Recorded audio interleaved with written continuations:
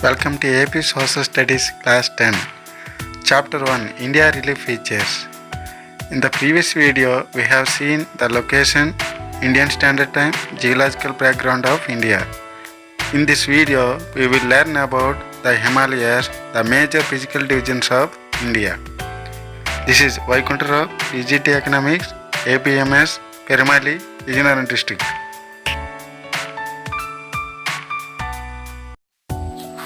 Major physiographic or relief divisions of India. If you observe the nature around us, which means village or town, you can see plains, plateaus, hills, mountains. All these collectively known as relief divisions. In India, there are 6 major relief divisions. They are the Himalayas, the Indo-Gangetic Plain, the Peninsula Plateau, the Thar Desert, the coastal plains, the islands. Let us see the Himalayas. In previous class, we have seen how the Himalayas were formed. In this class, we will learn the structure of Himalayas. Look at the literal meaning of Himalayas. The word Himalaya is the combination of 2 words, Him plus Alaya. Him, which means snow, Alaya, which means house. House of snow, which means ice mountain. These mountains, as they are covered by ice and snow, are called as Himalayas. Himalayas are situated at north to our country and extended from west to east in the form of an arch at the distance of 2400 kilometers, whereas the width of the Himalayas varies from western region to eastern region. In the western region, the width of the Himalayas 500 kilometers, whereas 200 kilometers in the central region and moves on to the eastern region 150 kilometers in Arunachal Pradesh. It indicates us the width of the Himalayas is wider in western region compared to the eastern region. Total Himalayas are dividing into 3 parallel regions. 1 Himadri, 2 Himachal, 3 Shivaliks. These 3 divisions are the parallel one to another in Himalayas. Greater Himalayas. These are the first division of the Himalayas.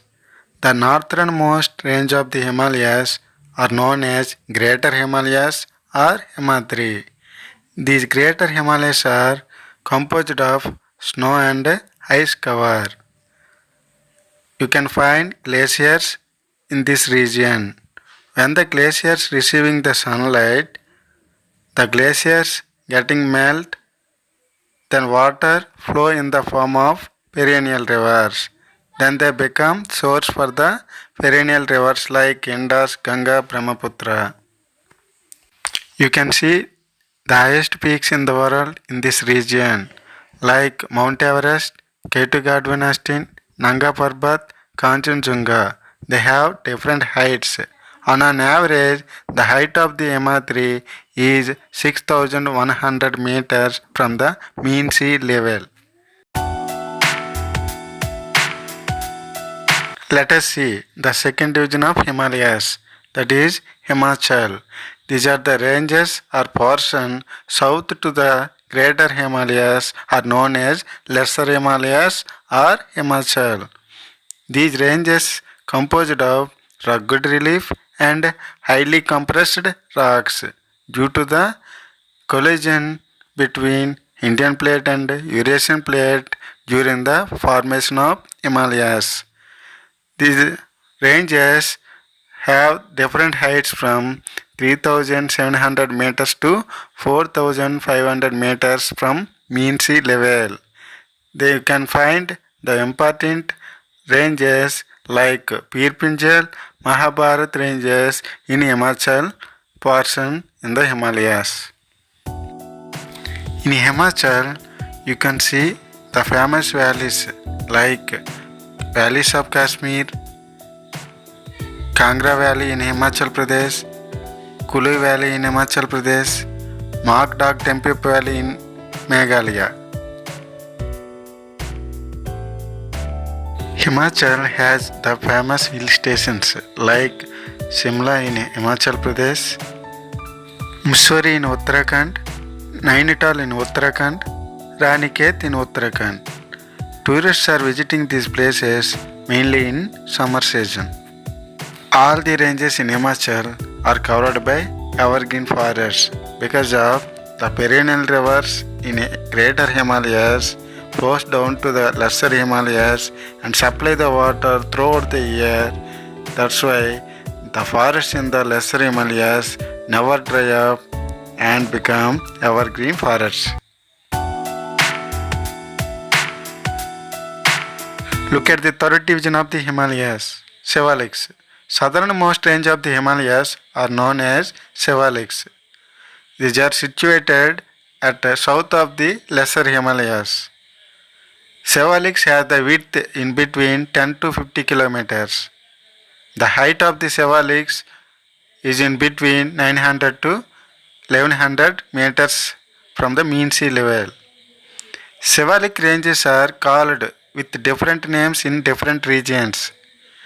Jammu Hills in Jammu region, Mismi Hills in Arunachal Pradesh, Kachar in Assam. These Shivalik ranges has the thick gravel and alluvium. Alluvium, which means clay, silt, sand, which is left by the perennial rivers in river valleys. The valleys in between Shivaliks and Lesser Himalayas are known as dunes. Dehradun, Patli Dune are in Uttarakhand, Kotli Dune is in Kashmir.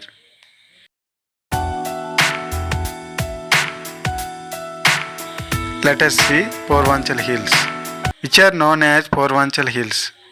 The hills in northeastern states are known as Purvanchal Hills. The eastmost boundary of the Himalayas is the Brahmaputra Valley. In Arunachal Pradesh, beyond the Dihang Valley, Himalayas take hairpin bend and run through the northeastern states and appeared as Purvanchal. The hills in northeastern states are known as Purvanchal. These Purvanchal hills are known with different names in different states like Patkai in Arunachal Pradesh, Naga Hills in Nagaland, Manipuri Hills in Manipuri, Mizo Hills in Mizoram, Garo, Kasi and Jayantiya Hills in Meghalaya. These are mostly composed of sedimentary sandstones. Do you know what are the sedimentary sandstones? Stones which are formed with sediments, clay, sand, and organic material deposited by the rivers.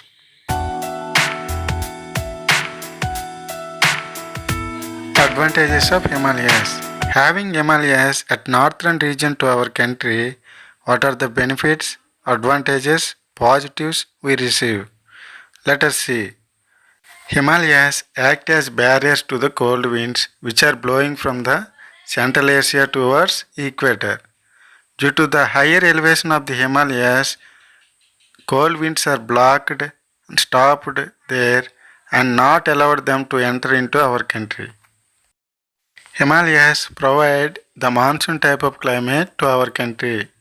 When the southwest monsoon enter into our country, while they are moving towards north, from the north they don't escape due to the higher elevation of the Himalayas, then they take turn towards east and south. Then these are causing to have much rainfall in India. Sometimes we are getting summer rains by experience of Himalayas. Everyone can see the glaciers in Himalayas. These glaciers are become source for the perennial rivers like Indus, Ganga, Brahmaputra. These rivers never dry up and flow throughout the year with the water provided by the glaciers. With the continuous supply of water, sediments, silt, fine soil brought by the perennial rivers, all these factors make the northern plains very fertile and help to growing different types of crops in the northern region. If the Himalayas are not there in its present position, the northern region in India would have remained a drier because of no perennial rivers, no fertile soil. Then northern region would be a desert. So we have seen the structure of the Himalayas, parts of the Himalayas, advantages of Himalayas. Now look at once what we learn in this part.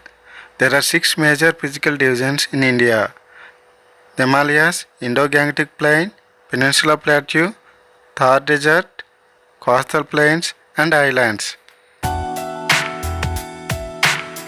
Do you know what are the divisions of Himalayas? Yes, there are 3 divisions in Himalayas: Himadri, Himachal, Shivaliks. Himadri. These are the northernmost and greater Himalayas. These are covered by snow and ice. You can see the glaciers, perennial rivers, and highest peaks like Mount Everest. Himachal. These are known as Lesser Himalayas. These ranges are composed of rugged relief. There are important ranges like Piripinjal and Mahabharat ranges are in this Himachal. You can see different valleys, different hill stations in Himachal. Shivaliks. These are the southernmost Himalayas. These ranges have thick gravel and alluvium. These are called with different names like Jammu Hills, Khachar, Mismi Hills. There are valleys in between Lesser and Shivaliks are known as dunes. Himalayan hills in northeastern states are called Purvanchal Hills. Test your comprehension. To know how much you learned from this video, you have to answer to the following questions. What are the major relief divisions of India? 2. Write about the parts in Himalayas briefly. 3. What do you know about Purvanchal? 4. What is the influence of the Himalayas on Indian agriculture? 5. If the Himalayas would have not been in its present position, how would be the climatic conditions of the Indian subcontinent? Watch this video again and again until we discuss the Indo-Gangetic Plain in coming video. Thank you all.